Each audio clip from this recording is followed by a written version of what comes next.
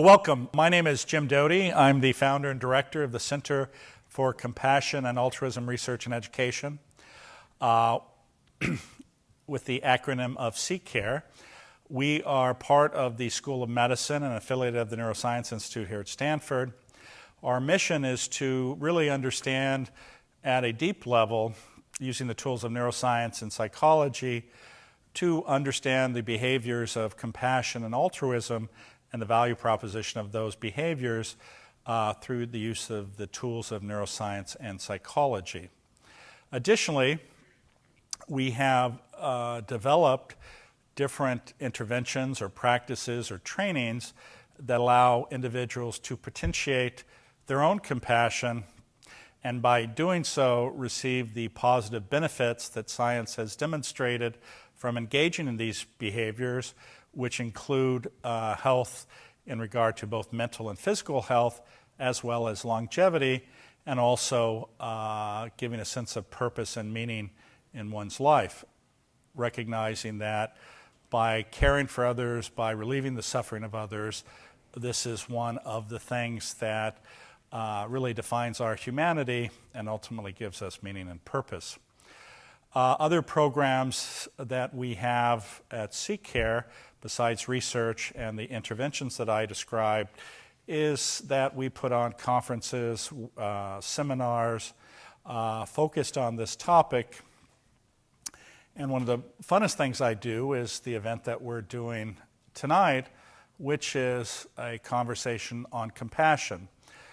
We have had as guests a variety of individuals, and the criterion for them to be a guest is basically that their life is devoted to being compassionate, and this can have very broad meanings, but we have included scientists, spiritual and religious leaders such as the Dalai Lama, Thich Nhat Hanh, Eckhart Tolle, actors and actresses. Anna Devere Smith has been with us, business leaders such as Steve Luzow, Scott Kreens, Chip Conley, and a number of other individuals.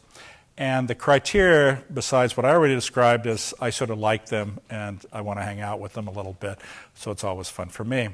And that's the case with tonight's guest, Andreas Edwards.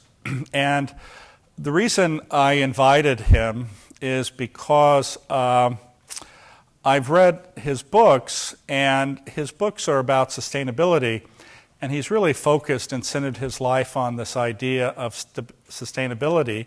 He's an award-winning author, an educator. He is the founder and director of an entity called EduTracks, and is a consultant to both businesses and nonprofits regarding the issue of sustainability. And this is a broad topic. Sustainability, if you will, is defined as those actions or behaviors that allow us to live, but also recognize that we have a responsibility to future generations, and how do we get what we need, but also create an environment that also recognizes that, one, we don't have unlimited resources or assets, and two, that we in fact do have this responsibility to future generations. And how do we mitigate oftentimes our own sense of greed and selfishness to understand, if you will, that we're all in this together, and that includes future generations. And there is no planet B, there's only planet A. At least we may see Elon Musk show up on Mars, but when he takes off, that's the last time we'll see Elon Musk, right? It's true. Without further ado, I would like to introduce our guest, Andreas Edwards. Come on up, Andreas. Okay, my friend. Have a seat. So I may have given my sort of inarticulate description of sustainability, but maybe you can be more eloquent. God, there's so many definitions, and I've kind of looked at it so many different angles. And the simplest thing is just to say, how do we live in harmony with the planet in a way such that we don't take more than we need, and we also look to the future generations, so that it's not just about us. You know, Native Americans always thought about the seventh generation. Well, how can we begin to think in that way?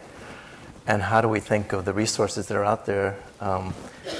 And in this recent book, I started looking at the human aspect of it, because I think that's a really, really important component. Because in my view, many of the technologies that we're going to need are already on their way. And so it comes down to, how do we work together? How can we improve in who we are so that we reach our full potential and make things work better? Well, let me just comment on that. So I'm going to plug his book, because I always plug my book, so I think I should probably plug his book. This is part of a trilogy. This one is called The Heart of Sustainability, which is about us and our responsibilities. But there are two other books that are part of this trilogy. One is The Sustainability Revolution, and then the other is Thriving Beyond Sustainability. Is that correct? That's right. I try to memorize these things. Sometimes I'm incredibly good at it, and sometimes I fail miserably. So this is his latest book. Let me ask you a question, though, because you mentioned the Native Americans. And tell me if I'm wrong, and maybe this can lead to sort of the nature of human behavior.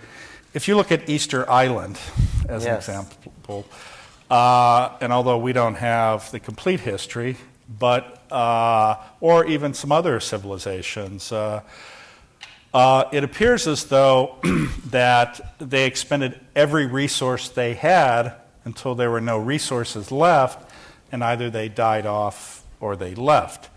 And so we talk about the Native Americans and this idea of the seventh generation, but is there not examples where there was no thought to that, and in fact, we see the effect of that by the destruction of the civilization?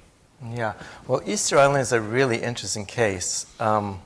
More recent research has pointed out that it was actually the introduction of rats that actually ate the seeds of many of the trees, which in fact was part of the downfall of that culture. And Easter Island is really it's a microcosm of the world. And it's always been kind of an example of that, because of what happened, and they ran out of resources, and there was a civil war, and there was cannibalism, and that was the end of that. I think that, and you know, the other culture that I've researched is the Tibetan culture, in terms of living in such a harsh environment, and how are they able to use, in their case, the yak for so many resources, in terms of food, in terms of clothing, their tents, all of that. So I think... Well, I guess the Eskimos could be another example, right? Yeah. The Aleuts, yeah. I think that, but even thinking about Tibetans, maybe Native Americans, is that sense of connectedness to the fabric of life, right? And I think that one of the things where we're in today in this modern culture is not just the pace of life, which is so far, but the disconnection that happens, and how can we bring that back into our lives in urban settings, because most of us, more than half the world, is in an urban setting. And it's only going to get, I shouldn't say worse, but those numbers are actually going to increase over the next 20, 30 years, where I think by 2050, it's something like 70 or 80% of people will be in fact, urban settings. Yeah. And then how do we have the discipline to figure out how much media intake are we going to take? You know, I was just down in the south of Chile about 3 months ago in a very, very remote place in Patagonia, and was completely disconnected for 3.5 weeks. And there's something that happens when you're not with the constant cell phone and the connection, and starting to get into the rhythm of the place. And it was more of it was very raw in terms of the weather and the climate and the food and everything. We were kayaking actually through in these fjords. But it dawned on me that being in such a remote place where few people have been, seeing the wildlife there, there was a natural way of slowing down and connecting more with what is essential for life. And the challenge is how to bring that here, how to be in a very urban setting and be able to tap into that so that we don't get all... Well, I think that brings up an excellent point, because one of the things that many people don't appreciate is that really our DNA has not changed over the last 200,000 years. Yeah. And in fact, we have actually evolved, and we are much more connected to that as a species than to our present day modern environment. Because you have to remember that in those environments, the sun rose, you woke up, the sun set, you go to sleep, right? Yes. And it was a much slower pace in regard to you get your food, you have enough water, you have shelter, and you're not staying up late, you don't have these types of goals that really are quite detrimental to our mental and physical health. And in fact, if you look at it, and I'm sure you're aware of these blue zones in the world, and these are these areas where people live for greater than 100 years. And there's several of them. And if you look at what is it about those areas that allow that to happen, and I think, and getting back to what you said, is that they are connected with nature, and they have not created a heavy burden of artificiality about their species. Plus, probably the most important thing is that there is connection with other people. And I think that's probably one of the most important things. Yeah, and observation, understanding the patterns in nature, understanding the weather, the climate, the species, their migration. It's just that fine way of really having a keen eye for what's going on around us. And it's easy to lose that, understanding animal tracks. I mean, that's kind of primitive stuff, but it still has to do with our connection to the web of life. And how do we maintain that? And how do we get back into that? I know when you're caught in traffic here, it's like that's the last thing you're thinking about. But I think that's a key point. And the sense of community, and the sense of helping each other, and being part of a greater whole. And that my survival depends on your well-being and the well-being of our neighbor and everybody else. So it's not just about me and my issues. It's interesting. I was down in New Zealand, and I don't know if you know, there's this place called the Marlborough Straits between North and South Island. And I went out on this remote island between the two, and each way, it was about an hour and a half or 2-hour boat ride to the main islands. And it was really the first time I had ever seen like stars. Have you ever been out to a place where they're actually stars? Here you'll see a few. Out there, it was the most. I was actually, when I first saw it, it struck me as so bizarre because I was almost scared. I mean, it's too bright. Well, it was just like, really, and it was like the sky is just covered with this blanket of clouds. And then you think about how early people, how do you interpret this? What's going on? How do you connect to this? And what is the narrative of this connection with all of your surroundings and actually being with your surroundings? And very few of us are actually, I think, connected with that. And the constellations, which led to stories about the constellations, and it goes back to their whole history. In the Southern Hemisphere, it's the Southern Cross, of course. And so, it's part of the weave of our part in the greater whole. And understanding that and being able to share that with the future generations. Yeah, it's incredibly bright down there when you're away from civilization. I was there for about 10 days and with just myself and another person, and it was almost a jolt to sort of again not have all the things that we're used to having here. And the other thing is that people are disconnected from, and I think causes us to not connect, is where your food comes from, right?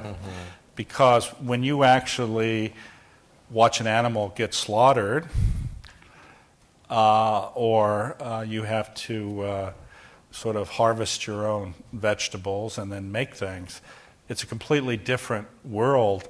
And in some ways, that connection to that which you're eating is almost sacred once you really connect with that. And then there's this sense, I think, that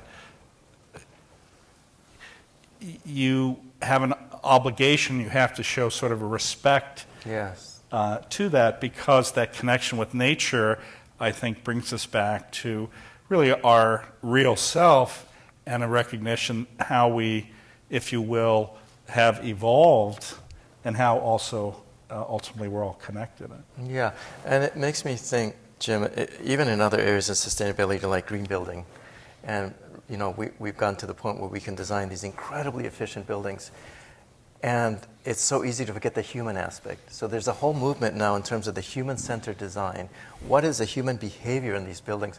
How can we design buildings so that makes it easy for people to talk to each other more? When Steve Jobs designed the Pixar building, he made a point of putting the amenities, the bathrooms and the cafeteria and all these things, on the mezzanine level, because he wanted everybody to be able to go into that area, because he realized that the best ideas and the most creativity happen when people ran into each other in the hallways. I thought you were going to say when you're in the bathroom. That's what happens to me. It's either in the bathroom or in the shower.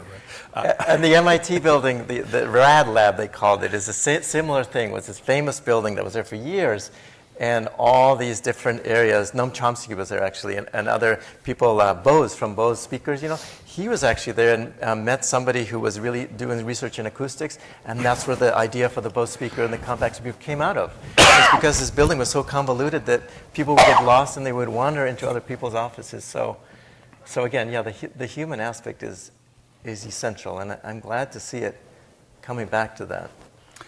Well, let me ask you about that, though, because I think that's one of the challenges for people is that, and I mentioned these blue zones.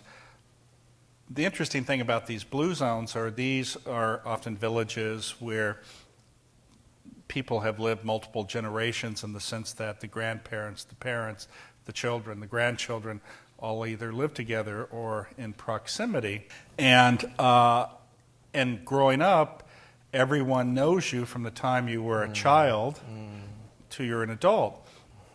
And the point of that is that when everyone really knows you, you have nothing to hide, right?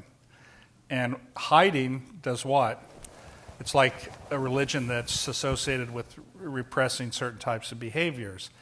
So when you don't feel comfortable being who you are, then you create this internal dialogue, which is very negative because you can't be who you are, and that creates stress and anxiety for a lot of people. And in the modern world,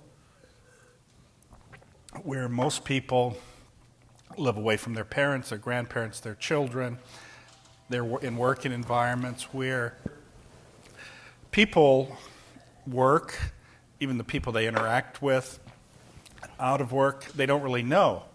And they don't feel comfortable being who they really are. So they put up these barriers because they're always trying to project their best self instead of their real self. And this gets back to this idea of disconnection. Because if you can't project your real self or feel that by doing so people accept you and love you, then you're always hiding something. And again, this causes stress and anxiety. And I think in regard to whether it's a building where people can cross-fertilize, have ideas, be together, have respect for each other, it's really critically important. But you have to take into account the issues of how we live in the modern world and create that environment so that we can maximize our ability to connect, but connect in an authentic way. Yeah, and part of that in my book is understanding who we are. And I did the CCT training. I really enjoyed it. And one of the things that stuck with me about that class is the notion of understanding the feeling of compassion. So how do we embody that in a way that we can sense it in ourselves? So it's not an intellectual thing, it's a thing in our bodies. And how can we understand it in a way that we can get back to that?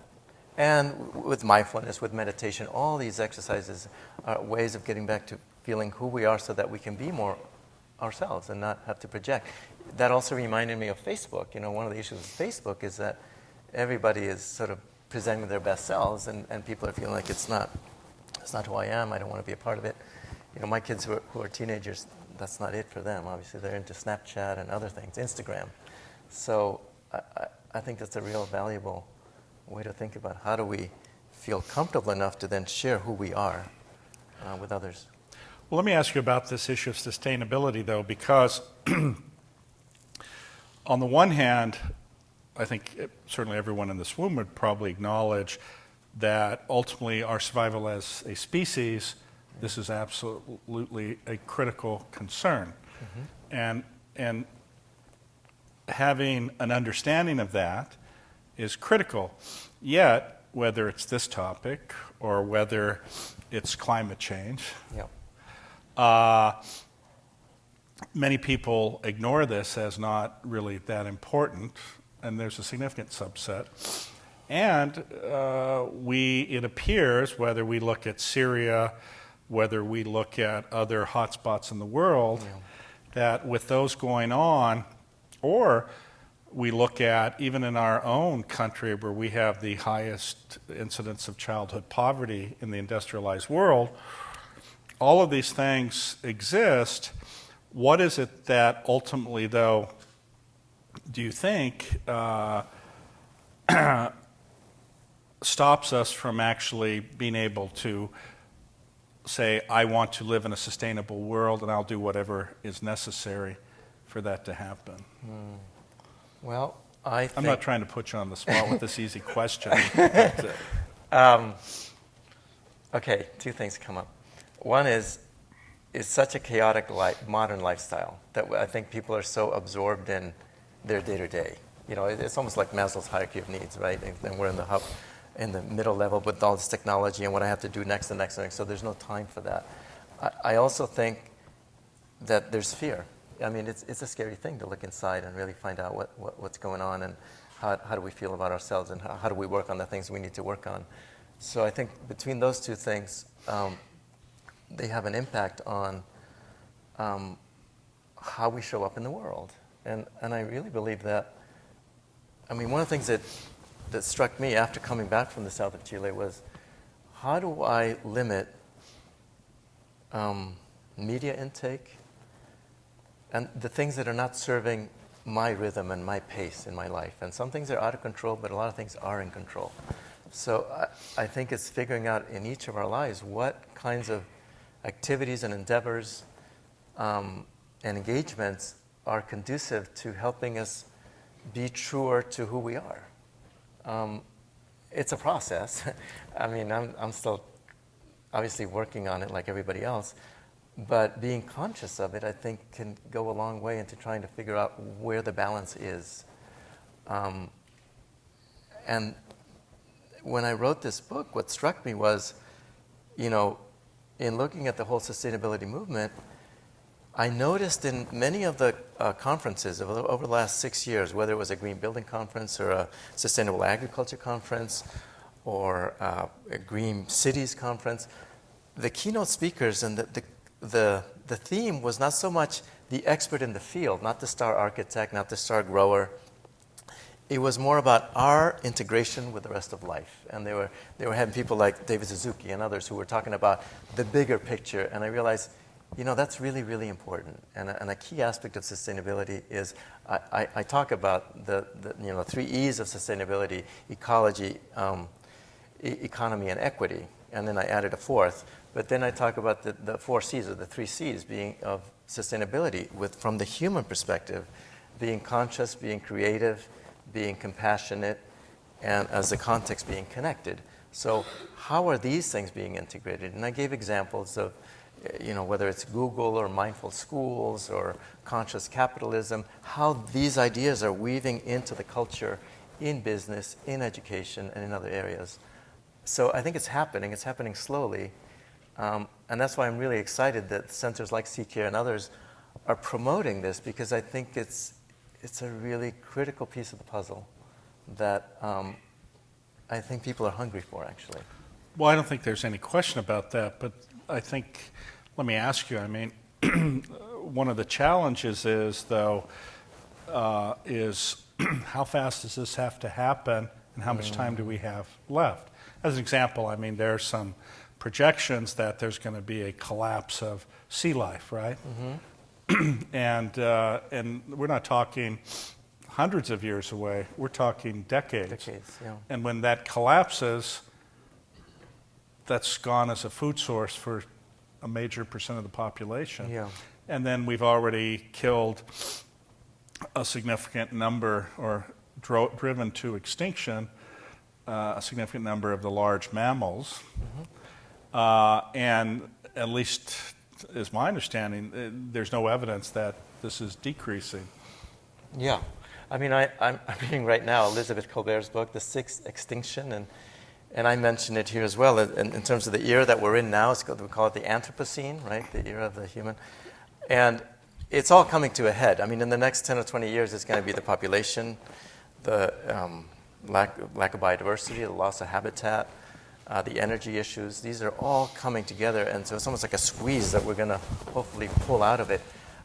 It's bleak, and it's going to happen. The question is how well we weather it. And the climate change story, a big part of it is the loss of species. It's the fact that it's happening so quickly that species are not able to adapt. And they're doing all these studies in the Amazon now, looking at different elevations and saying, how are these bird species, these trees and these other plants adapting to the change in temperature? And is it fast enough? And the saddest part about it is that there's so many thousands of species we haven't even cataloged, that we don't even know exist.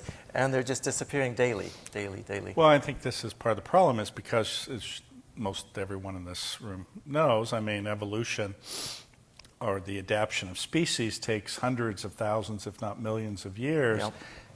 In the context of what would be typically a reasonably stable environment that is changing very slowly as well. Mm-hmm. And that has allowed our various species to survive. But now, with the Anthropocene era and modernity, those changes are happening so fast. But it's like you said, 1.5 or 2 centigrade in temperature change, 2 degrees, is having a huge effect on a variety of species. Mm-hmm. And but let me bring this into question here, which concerns me, has anyone noticed that there seems to be a somewhat income inequality?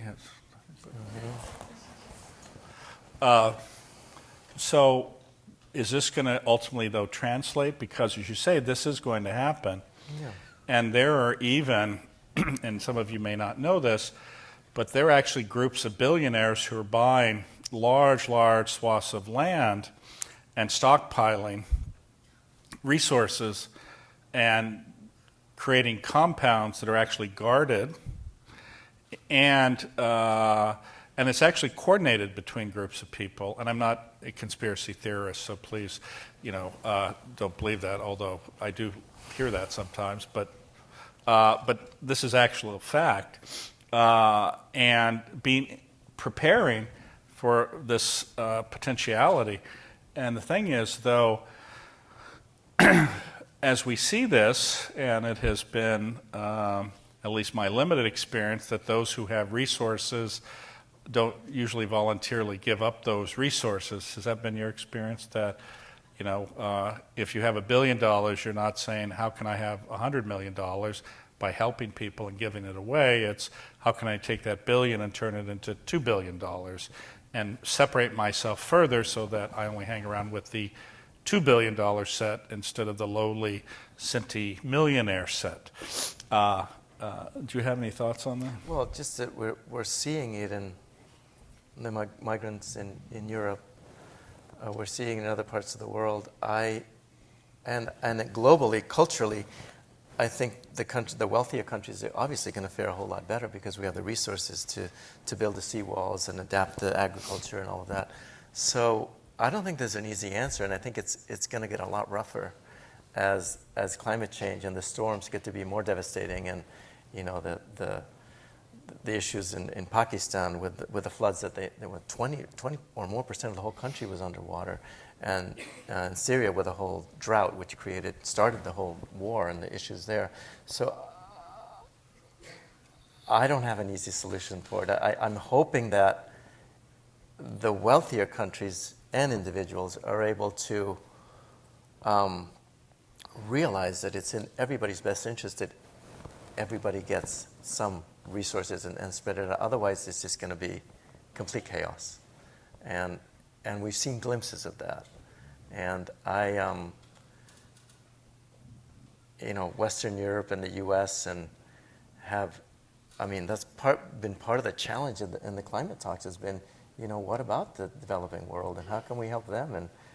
And there are some bright lights in terms of what's going on, in terms of the world coming together with regards to climate change. And there's also a lot of very positive individual stories of nonprofits and initiatives that are not getting the mainstream press, but it almost needs to go beyond the individual NGO to government policies to really shift the game. When I think of the big shifts, positive shifts that have happened, the transformation that's happened in green building, the changes that happened in healthier foods. In the green building case, it was when the US government kind of started adopting the LEED standard, the green building standard for all the federal buildings. It really took off. You can say the same thing about the internet. It was ARPANET. When the government got behind it, it really happened. So how can we look at a grander policy level where changes will then spread further? Because the individual NGOs or the for-profit companies, they'll band together and they'll have groups, but that has limited success. And yet, those stories need to be celebrated. And there are very few publications. I mean, I search for them to give inspiration because I like to wake up in the morning and find something positive. Otherwise, what's the point? But those stories are happening there. And it's a question of how to celebrate that and learn from that so that it can be scaled and duplicated. And some of that is happening. What do you think, in regard, we're talking about governments, and I know you've consulted with NGOs as well as corporate entities. What do you think the thing that an individual can do that can have the most impact in regard to the issues of sustainability? Oh, okay. First of all, in terms of choosing what it should be, it has to be where the juice is. It has to be where the passion is, where something that I want to wake up and be a part of it. And then I think, so that would be, join a group that is related to that cause, whether it's protection of species or water or whatever it's going to be. But it has to have something that has meaning, and because then it'll last. In terms of specific actions, there's so many little things and big things that we can do. The food that we eat, the insulation in our homes, the cars that we drive, the education. And it's really habits. It's basic habits. Going to the grocery store, and when we used to sort of paper or plastic, well, having your bag in your car, at first it was difficult to remember that, but now it's second nature, right? You just get the bag out and you go in. It's not second nature for me. Okay. How many, and I'm not trying to be misogynist, sexist, but at least for me, I always forget to put the bags in my car. My wife always remembers. Do most women here always remember? Men? One, two. You're not a man. No, I find it very difficult, but I'm trying to learn. But I guess I have to be hit. Anyways, it's a little things. No, that's absolutely right. And it's, I think it's the daily habits, and that becomes ingrained, and then it becomes the way, and that takes time. Do you think that we're seeing the collapse of fossil fuels? It's shifting. It's definitely shifting with regards to coal and natural gas, and the tremendous inroads that solar and wind are having in this country. North and South Dakota and Texas. I mean, North and South Dakota is the Saudi Arabia of wind, and Texas as well. And solar has so much potential that I think it's happening. Also in transportation with electric cars, I think that's still, it'll get there. But there's so much built-in infrastructure that we have to think about how do we readapt that infrastructure. People have talked about somehow incorporating solar technology into our roads so that the cars are then powered by the roads. So there's all kinds of exciting technologies, but it's going to take time. And I think fossil fuels are on their way out, but it's going to be the companies are going to keep fighting it. And I don't think it's an easy transition. Well, and it's interesting you say that because it's not about our ability to change it. It's about having the will to change it. And it's about those entities that have a self-interest in not changing it, right? Right. I mean, you look at other countries, and in the early 20th century, some of them adopted to mass transportation, while it was indeed again, I'm not being a conspiracy person here, but there was an agenda by the oil companies to actually promote cars versus mass transit. Right? Yes, and there's also in the recent news how Exxon was well aware of the impact of climate change for decades and hid that information and kept promoting we need more research. And that's come out recently, and there are all shocked kinds of that lawsuits. a corporation would hide facts for profit. I mean, that's just. And now it's coming to light and saying, okay, how do we take them to task on this? And it's very, very challenging when it's very large corporate entities, very entrenched, that are going to be slow to change regardless. Well, but I think this brings up another interesting point, though, because, and I'm going to paraphrase this quote, or not have the exact quote, but in paraphrase, there's a statement that when your own self-interest involves doing a particular action, your ability to independently judge that action for good or bad is dramatically impaired, right? And whether you're a major corporation or whether you're an individual, in a medical context, as an example, and one of the things that I do a lot of is spine surgery. And it's interesting because, without boring you too much about this, you may not appreciate, have any of you had a spinal fusion? Lumbar fusion, yeah. Did you get better from it?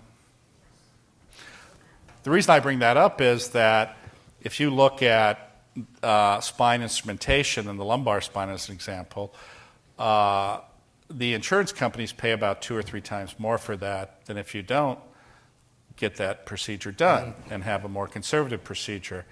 And there is no class 1 evidence that, except in a limited number of instances, those types of procedure offer any benefit. Yet, there's a huge number of these procedures being done, and it's estimated that 3/4 of them are not indicated, and that the patients actually don't get better. And the reason I'm using this as an example, though, if you talk to the doctors who do this, they will tell you absolutely they're ethical, moral, they do the right thing, but as soon as the insurance company stops paying for an unindicated procedure, do you think the incidence of that procedure stays at the same level? What magically happens? It goes, and right? And because suddenly they actually act the way you would think they would act if, in fact, they were getting self-benefit. And this is why it's a joke, right? That why do companies hire lobbyists? If lobbyists don't work, would corporations, capitalist institutions with shareholders hire lobbyists? Of course. And isn't it amazing how if you're a major corporation, you hire a lobbyist, you get the appointment with the senator or whomever, yet if you called up and asked for that appointment, would you get that appointment? Probably not, right? And this is the sad thing, though, about people deny self-interest, and you have to be aware of just the reality of the world, and how do you get around that, and how do you demand that, number one, your voice is heard, but also that the system isn't swayed for those who have the resources to buy access, right? Yeah, and it also reminds me of incentives. You know, one of the countries that's really taken off in the world in terms of solar is Germany. And part of the reason is because they've created such attractive incentives and feed-in tariffs and promoting people to produce more energy than they consume.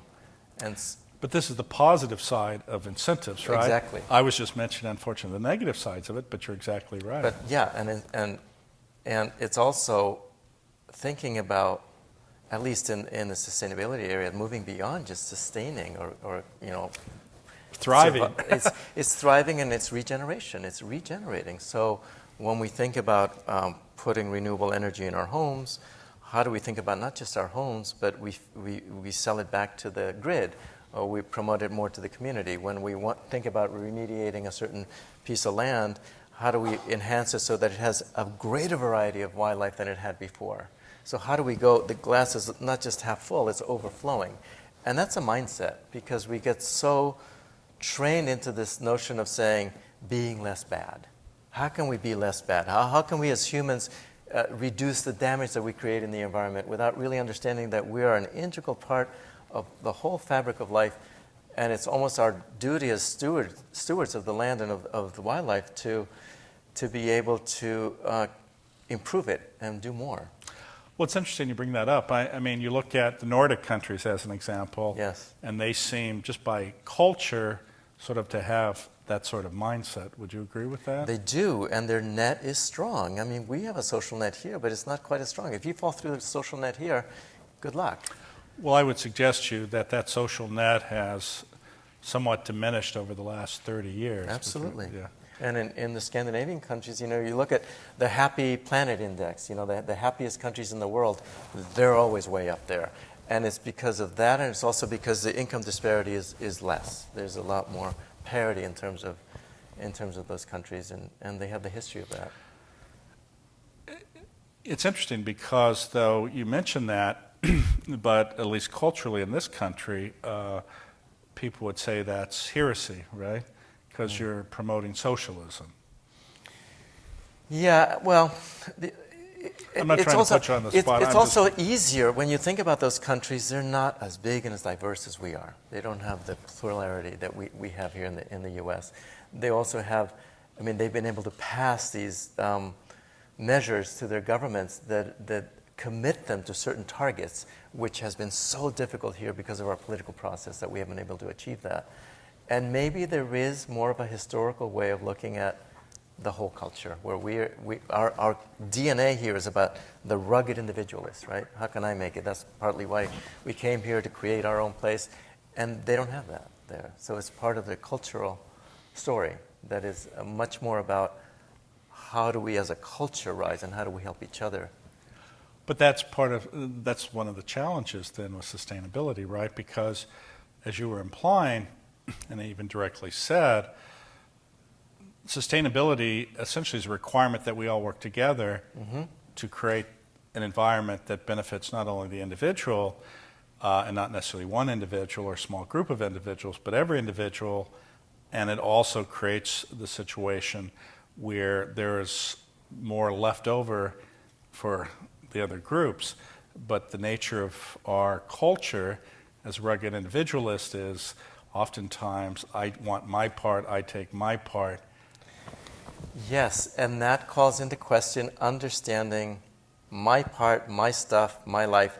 How am I dependent on so many other people and resources and systems to get my part? Where does my food come from? Where does my water come from? Where does my garbage go? My home, all of my interactions. It's a web, and the more we can start understanding that, the better off we are to understand how we are connected. The bioregionalist movement looks at those issues and looks at watersheds. New Zealand is unique as a country. You were talking about New Zealand in that they separated their political divisions based on watersheds. That's unique. To start not just looking at political boundaries like we have our states here, and some of them are arbitrary, some of them are geographically because of rivers or whatever, but the boundaries are kind of arbitrary that we set. Well, they're looking at how do we administer a region based on the watershed, because it makes more sense to look at a region based on that. So the more we can create systems that are more in tune with how we are integrated with the life support systems of the planet, the better off we'll be. And that takes understanding the connections and the feedback loops, which is not easy. I mean, one of the biggest challenges of climate change is that the feedback loops of what we do and when it comes back to us could be 10 or 20, 30 years from now. If we stop all the greenhouse gases today, the repercussions of what's already been done is not going to be seen for decades because it's already out there. So how do we begin to take that into account and live in a way where we take that time differential as part of our planning? Well, this is the psychology behind the rabbit and the hare, or the grasshopper and the ant, where one looks to a future and acts accordingly, while the other takes an immediate desire. Actions, yeah. Yeah, and I think that's one of the difficulties as a human being, is to understand that, because many people will make the decision, I want to eat that cookie now, and not wait for 2 or 3 days and get 2 cookies or 3 cookies. And it's really a difficult challenge, I think. It doesn't help with our technology now, which is all about instant access and immediacy. And I want to be there now. I don't want to wait. Do you think that, and I'm just saying this in a provocative way, how does religion and or culture impact the issues of sustainability? I think it can have a really important role. I'll speak for myself. Understanding this connection that I'm talking about, to connection to the fabric of life, I think religion or spirit is understanding that we're part of a much grander plan out there. And even if you don't believe that, you can look at it from the very intellectual way and saying, well, where does the food come from, all of that. But a much grander view of that is to say there's energy in the world, and there's different planes of energy, and we could be in the physical plane, we can be in the spiritual plane, we can be in the atomic plane, we can be at whatever phase of it you want. And when we start looking at life in that way, it just becomes a cycle. And I was just thinking about it, in some ways the fear of death goes away because we just become part of the cycle that's always happening. And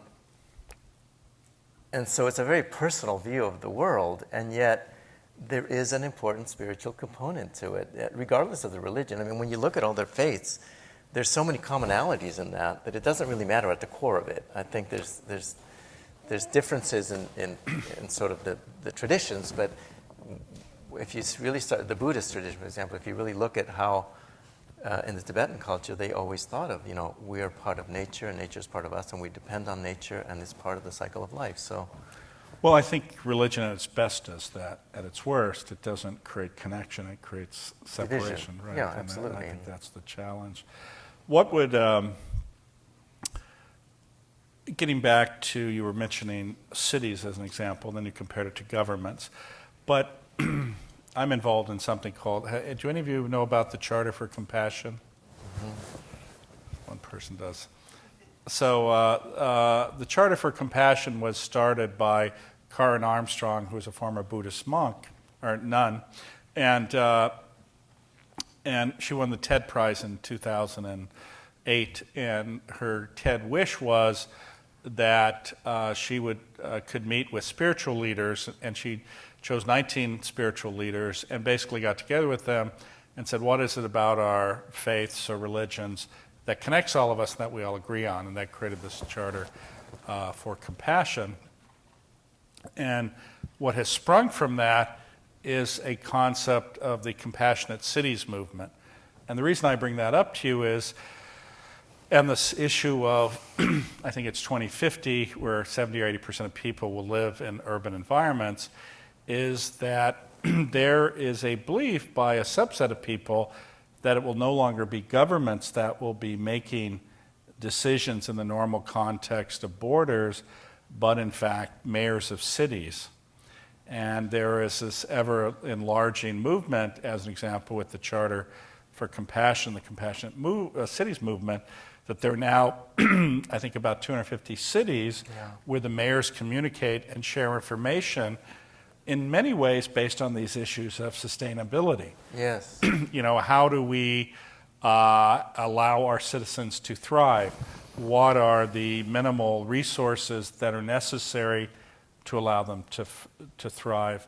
And I think this is going to become more and more powerful and more critical, those types of conversations between mayors of major cities than actually ultimately governments, because they have much more power to change versus trying to dictate a set of rules that may not work for different environments. Yeah, I mean, the Compassionate Cities movement, survival of the kindest, instead of survival of the fittest.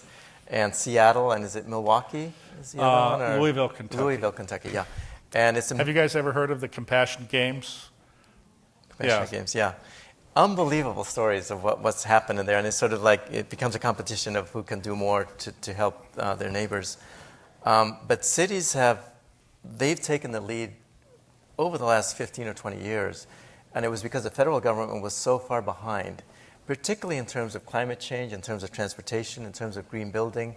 Seattle, Portland, San Francisco, New York, Chicago, Austin, Texas, all these cities have been at the forefront in this country. And then you could look at the cities in Europe that have really become models because the mayors have taken it upon themselves and they've been able to make things happen.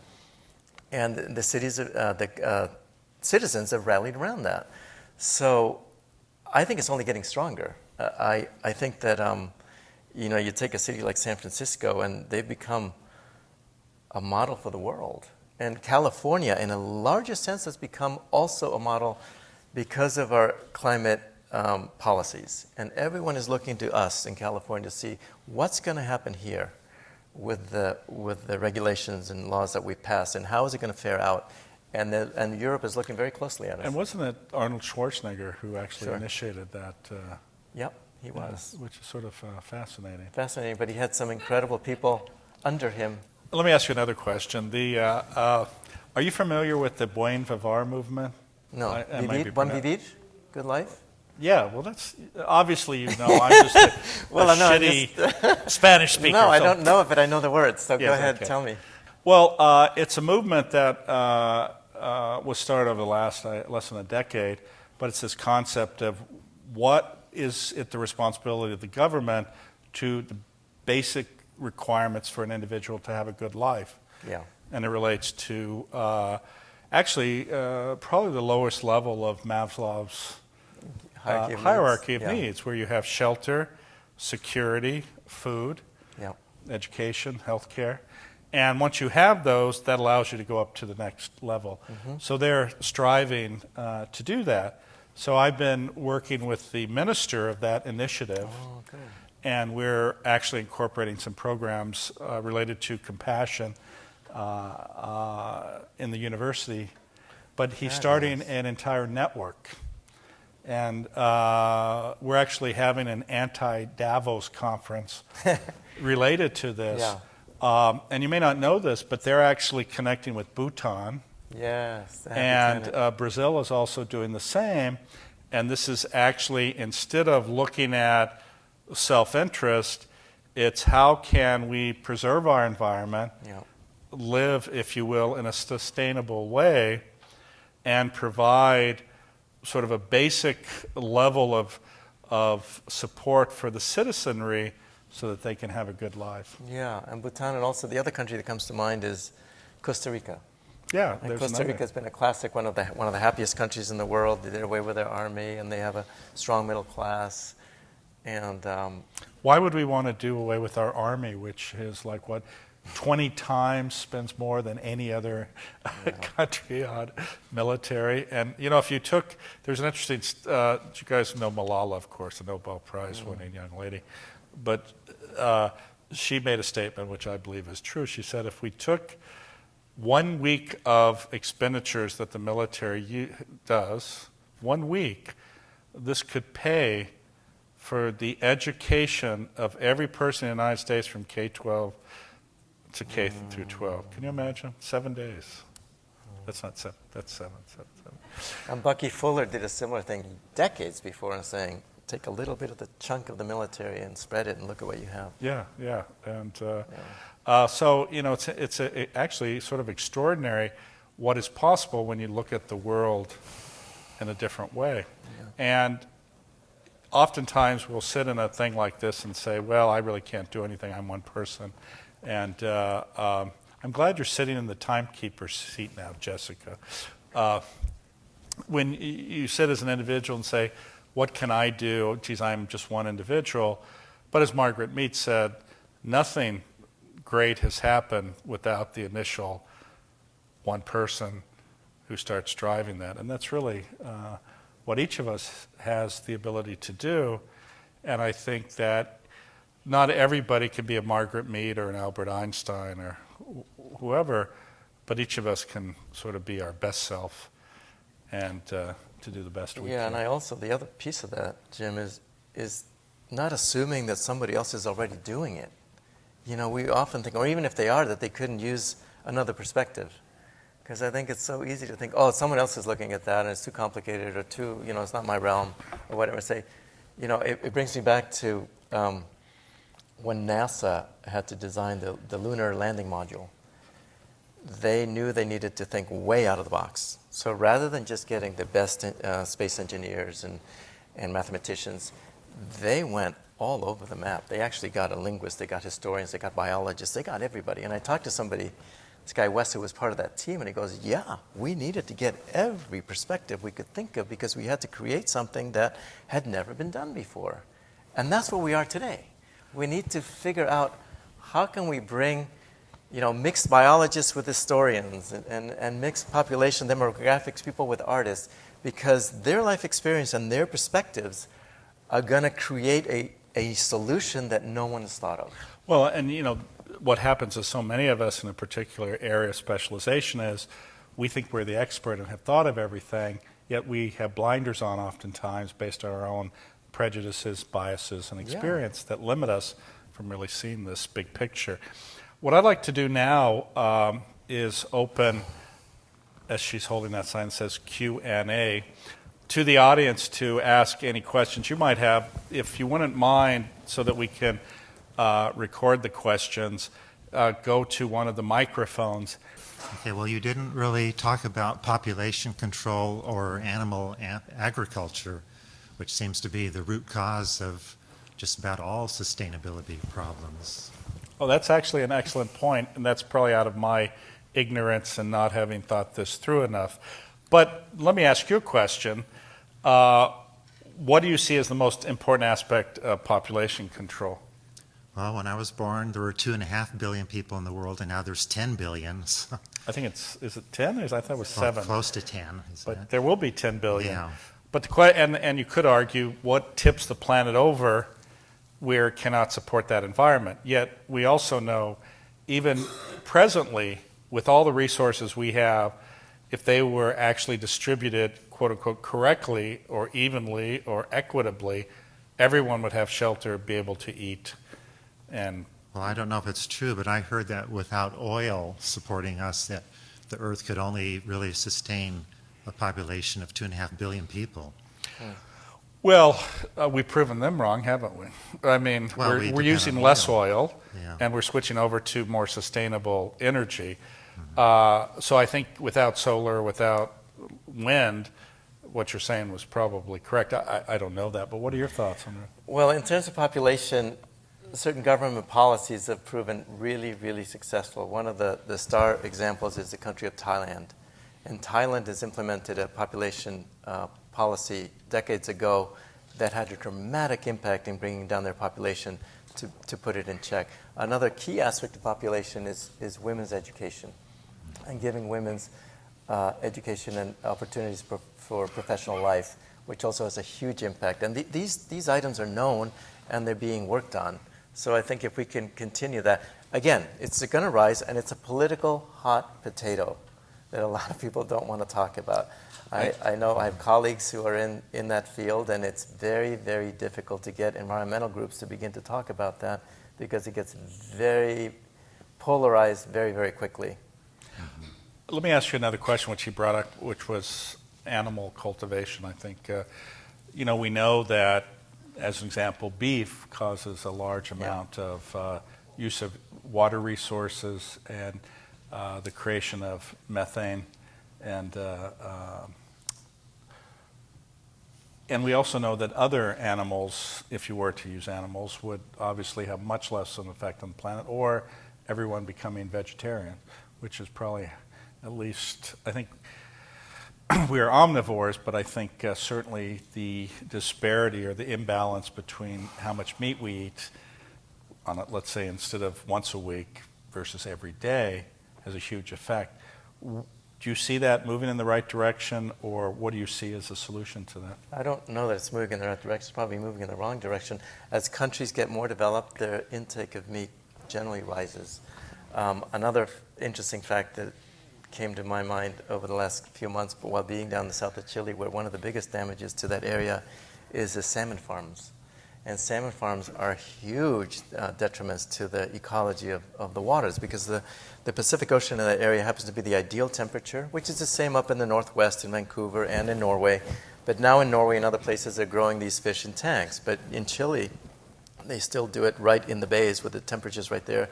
They have 100,000 fish in one area, and we met some of the fishermen, and they're saying, what is their job? Well, my job is to put scuba gear on and remove all the dead fish that die from this.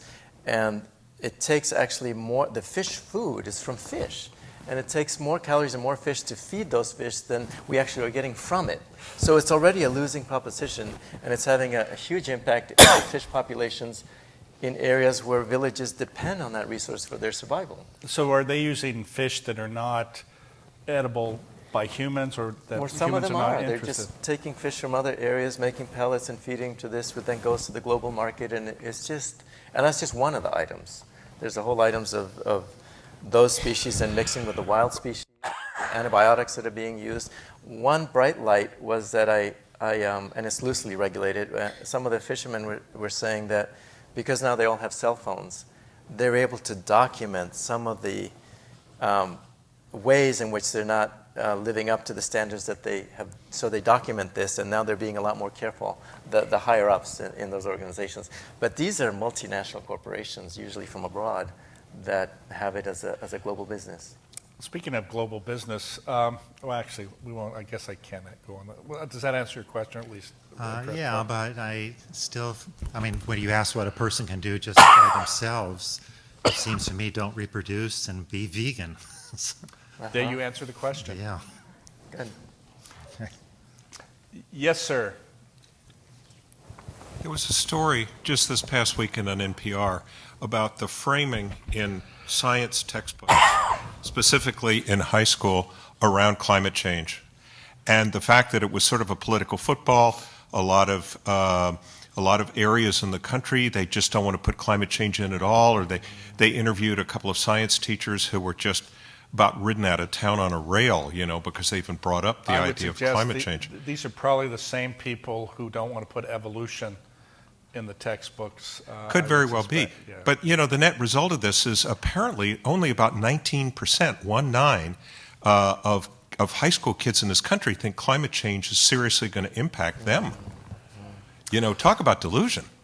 And how do we, how can the sustainability movement sort of unite? And I love the idea that the cities are going to be more progressive in all of this, but the reality is there, and for young people not to be concerned, we have all this evidence with Hurricane Sandy and all these superstorms, and people just aren't making the connection, and I'm just curious if you had any thoughts along that direction.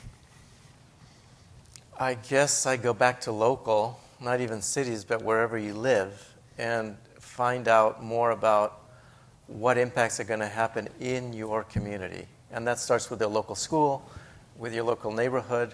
There's a program where neighbors get together and they look at their carbon emissions, and they look at greenhouse gases, and they band together as a unit. So there may be 20 households get together in a whole neighborhood and say, okay, we're going to track everything that we're doing in terms of transportation and our heating and our food intake, all of this, and see how we can reduce that.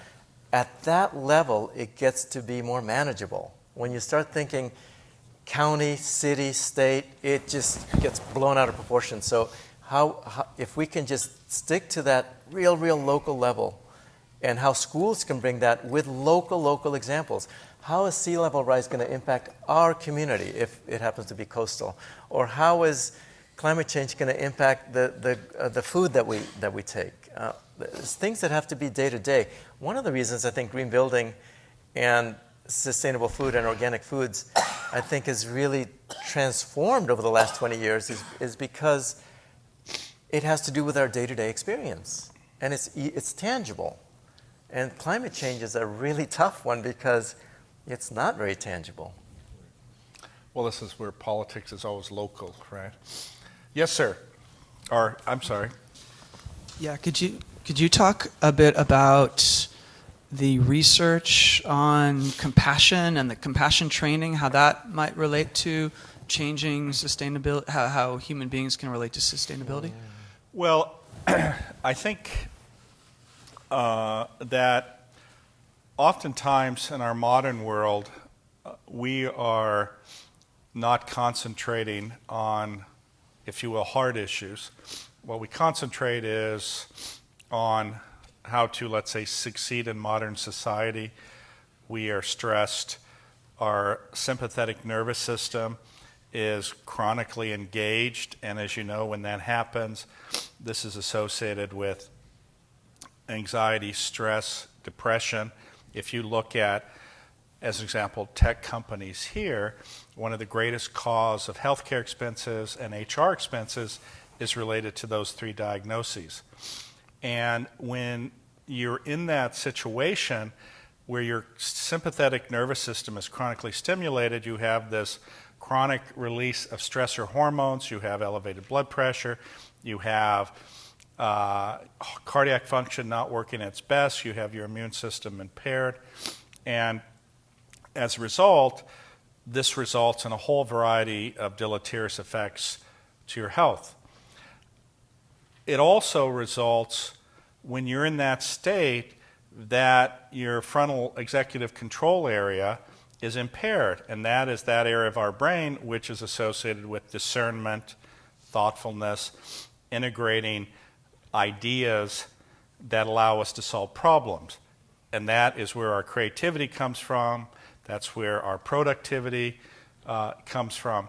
And so when you're able to use these practices where you are more discerning, more thoughtful, more connected, then that allows you to think on a level of not just survival, which is the lower part of this hierarchy, but on an elevated level where it's more of enlightened thinking that connects you with the group and what you can do, or potentially how you can engage with others in a more positive way.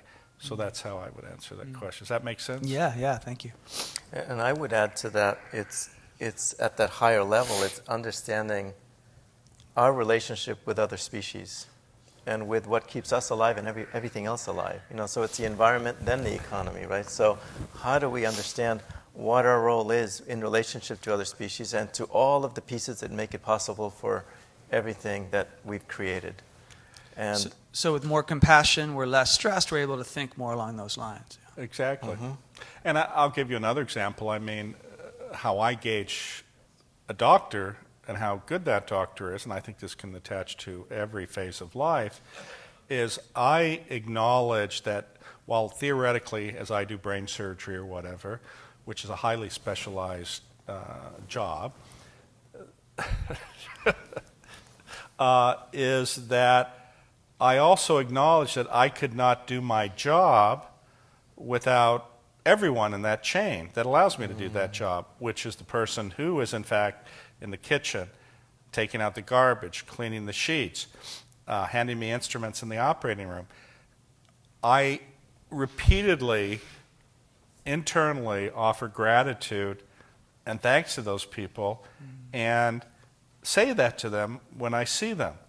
And how many of us go about our lives thinking in our job that's just us and that's all that really matters, and we don't consciously, with intention, think about all the others. And this, I think, also relates to this issue of, without the birds, without the plants, without the fish, without the animals, all of that stuff is absolutely critical to our survival. And we have a responsibility to them. And again, when you internalize that how you think, it improves your connection and acknowledgement of all these parts of our lives that allow us to live our lives. And what kinds of practices will help us get in tune with that? So it's like the practices that are part of compassion training, those are the practices or, that build. or daily habits. Is it a walk in nature? Is it a walk in the park? Is it yoga? Is it mindfulness? Whatever it is that helps us slow down, be still, observe, and be in touch. Yes, sir. So my question is about our negative inner dialogues, both as an individual as well as society.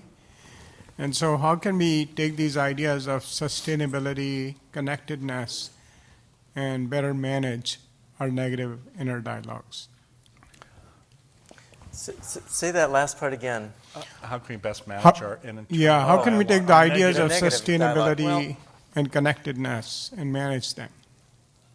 I can just tell you from my personal view, and that is I think it helps, in my experience, to go up 30,000 feet and to start thinking about what my role is in the larger cosmos, in the fabric of life, and understand that I have my own role to play. And the self-criticism probably doesn't go away, but it's minimized when I'm able to say, I have a valuable contribution to make, and I need to get out there and do what I can.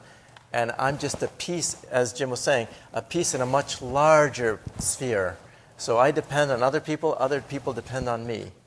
And you can think of it in terms of inner dialogue, in terms of compassion, or you could think of it in terms of the very literal things in life. You know, where does my food come from? So there's multiple levels, but I think if we can begin to think of how we are part of a much grander scheme, and we all have our flaws, and we're human, and we make our mistakes, and all of that, then at least for me, it minimizes it because I'm able to put it in a much bigger context. You know, one of the biggest challenges, and as we've mentioned, compassion cultivation training, these types of practices allow you and give you a set of tools that, one, you can't release yourself from prison unless you in fact know you're in prison.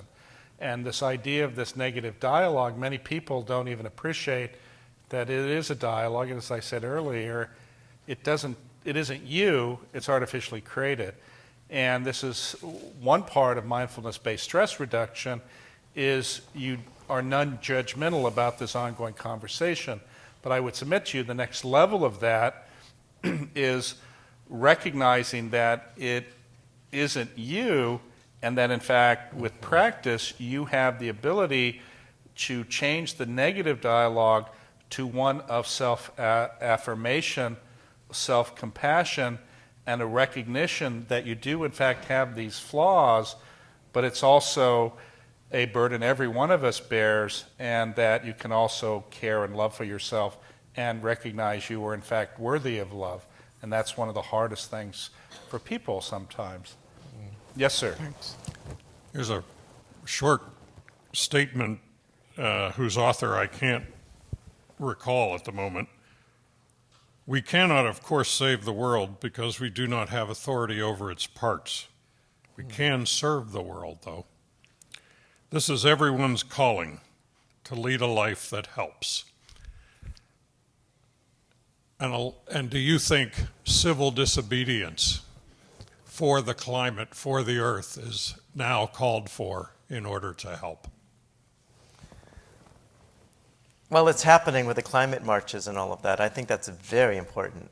I think of, I looked at, researching styles of activism. And I was comparing style of activism to your own temperament.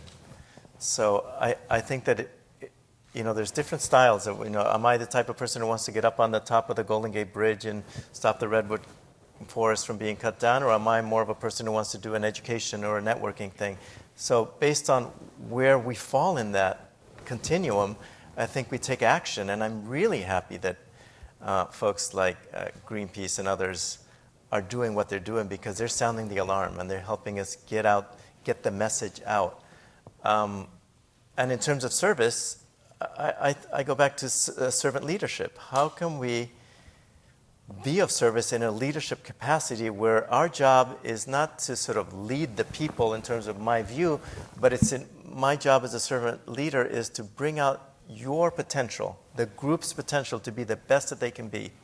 And this was started, back in the 70s for an executive at AT&T to promote this notion of how can we be of service in a leadership role where our job is to create the context for everybody to rise to their potential. So, yeah, I think they're both important. Yes, ma'am. Thank you. You gentlemen spoke earlier about the role of government in mitigating or addressing climate change. As a Californian, I look at what we've done with AB 32 and the requirements for each and every city to put together a climate action plan, and more recently our goal to reach net zero energy by 2030. So my question really is, what more do you think as citizens we can do to engage our government in doing more? What avenues do you see would be, if there is any low-hanging fruit left, or what are our stretch goals for government? Well, I guess it would go back to, again, I would go back to the local community and seeing in your town, in your community, what is it where are the gaps and where are the holes in terms of climate change that we can do locally, and plug that. And even if it's education, as was brought up, are we really educating the next generation in ways that they're really becoming aware of the long-term issues? I mean, that has a huge impact for the succeeding generations. And then, is there a local sustainability group in my town? And if there is, how can I help them? If there isn't, how can I start one? Is there a group that I can get together with and talk about the food shed or the watershed? And it's the kinds of things where you can assume, well, if there's a group, you'll find out. And if there isn't one, start one. So I think it's never too late to create something that you're passionate about, and then get out there and get a buddy or get a group. And before you know it, you have a larger group. I think this is our last question. I have a separate question for each of you gentlemen, but the questions are related. And the purpose of my question is to see how much I should be worried or not about our future. So for you, sir, who are the expert on compassion, would you say that the general level of compassion in the world is increasing or decreasing? And then for you, sir, who are the expert on sustainability, it's the same question. Are we becoming more sustainable or less sustainable?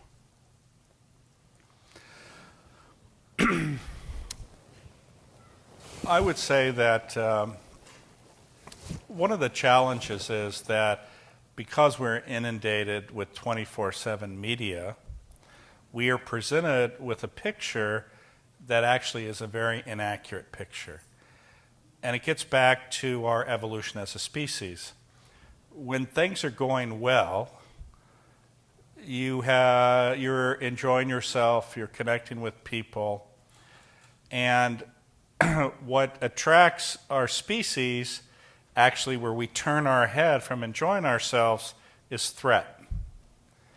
And media needs eyeballs. And the thing that results in us turning our head and putting our eyeballs on the TV is threat.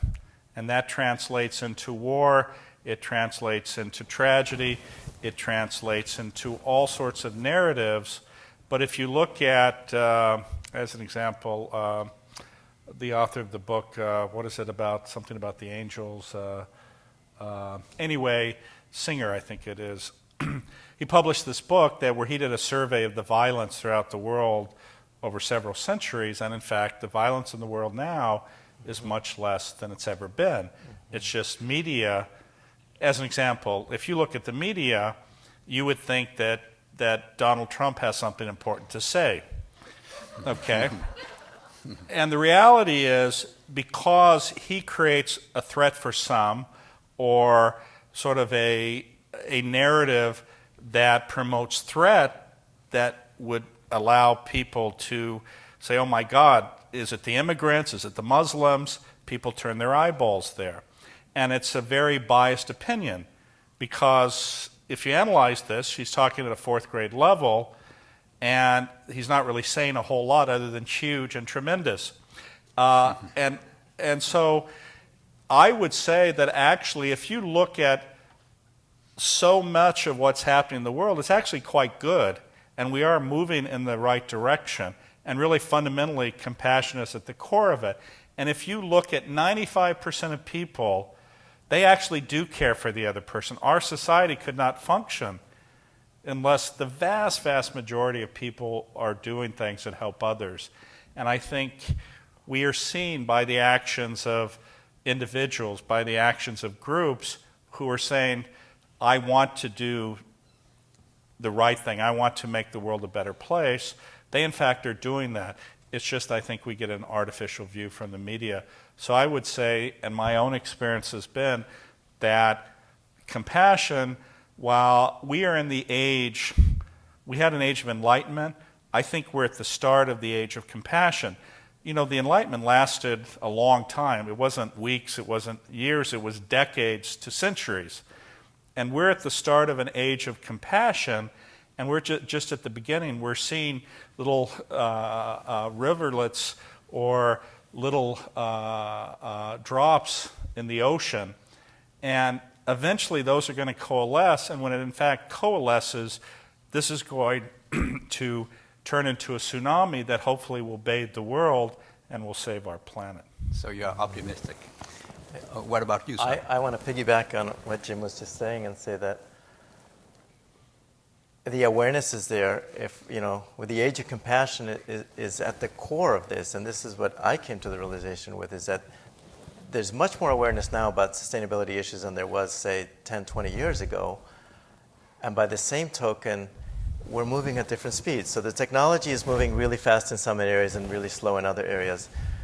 But I'm optimistic because so much of the media is not covering the positive stories, just like you said. There's a lot of really, really good work. Now, that doesn't minimize the fact of the issues that we have at hand. And they're major. However, there's huge strides that are being done that are not really in the public media, that are more in particular journals or in places on the web. And these are small stories, some of them larger, but there's tremendous opportunity that is, and implementation of projects that are happening that are not getting the mainstream press. So I'm optimistic as well, but I go back to the human component because I think that's the key, and that's what's going to turn it around. A more compassionate way of living, a more holistic way of looking at ourselves within the role of other species, so that we understand that we eventually develop our own ecological philosophy of how we interact with the world. It's a personal thing, and yet it's a more community and global way of looking at how we fit in the web of life. Well, I feel better. Thank you. Thank you. This is going to conclude the evening. Andreas, and actually, I guess I will be out there signing books. Some of you may know that I also have a book that has recently been published. And so we'll spend some time signing books if you're interested, or answering questions, or just mindlessly pontificating. So thank you all so much for coming. I very much appreciate it. I hope you find these conversations enlightening and useful. Andreas, thank you so much. You, Jim. I have a little gift for you here, which is you. some of our tchotchkes that we hand out to illustrious individuals. Let's see what we got here. And again, thank you all so much for being with us this evening. Got compassion. Yes.